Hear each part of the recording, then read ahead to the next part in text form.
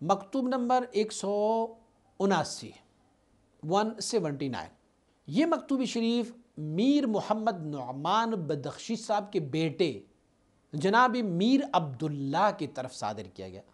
میر محمد نعمان سے کون واقف نہیں ہے؟ یہ ان کا فرزند ارجمند ہے، میر عبداللہ نام ہے ان کا۔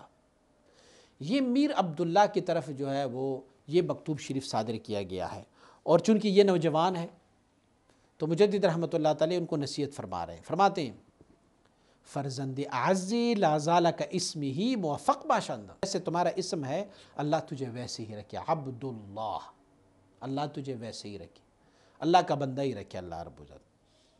جوانی کے موسم کو غنیمت جانو اور تحصیلی علوم شرعیہ کر لیا کرو، دین سیکھو، علم حاصل کر لو، اور عمل پھر اسی علم پر جو علم آپ نے حاصل کیا ہوا ہے اسی پر عمل بھی کر لیا کرو، اور یہ اہتمام رکھو کہ یہ جو آپ کا عمر ہے یہ غیر چیزوں پر صرف نہ ہو، بے فائدہ چیزوں پر صرف نہ ہو، اور کھیل کود میں، لہو و لعب میں اپنی اس پیاری جوانی کی زندگی کو خراب مت کر لیا کرو۔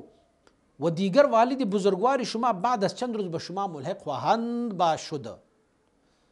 ان کے والد گرامی چون کہ مجدد رحمۃ اللہ تعالی کا دیوانہ تھا تو گھر بیٹھا نہیں کرتا تھا، مجدد کے پاس دوڑا، مجدد کے پاس دوڑا، تو لکھا ہے کہ چند دنوں بعد آپ کی والد گرامی آپ کے پاس پہنچ جائے گا، گھر پہنچ جائے گا انشاءاللہ العزیز۔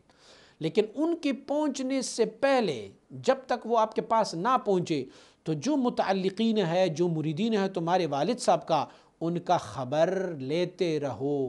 یعنی معنی یہ ہے کہ آپ کے والد چونکہ گھر میں نہیں ہے تو جو ذکر و اذکار و مشغولی اور حلقہ ذکر ہے اسے والد کے آنے تک آپ جاری اور ساری رکھو۔ کیوں؟ ایک مصرے میں بتا رہے ہیں، فرماتے ہیں خیش باشد پدری خیش باش اگر مردی، فرماتے ہیں اپنے آپ کا والد بن جاؤ، اپنی جان کا والد بن جاؤ، یعنی اپنا والد بن جاؤ۔ یعنی معنی یہ ہے، دیکھو والد جو ہے نا وہ اپنے بیٹے کو دیکھتا رہتا ہے، ان کو واچ کرتا رہتا ہے، تو فرماتے اب چونکہ والد صاحب غیر حاضر ہے تو اسی لیے آپ یوں سمجھ لو کہ اپنے آپ کو دیکھتے رہو، اپنے آپ کو والد کی مرتبے پہ لاؤ، اور اپنے آپ کو دیکھتے رہو کہ کہیں تم غلطی تو نہیں کر رہے ہیں، کہیں ادھر ادھر تو نہیں کر رہے ہیں، کہیں والد کی اس مسنت کو ضائع تو نہیں کر رہے ہیں۔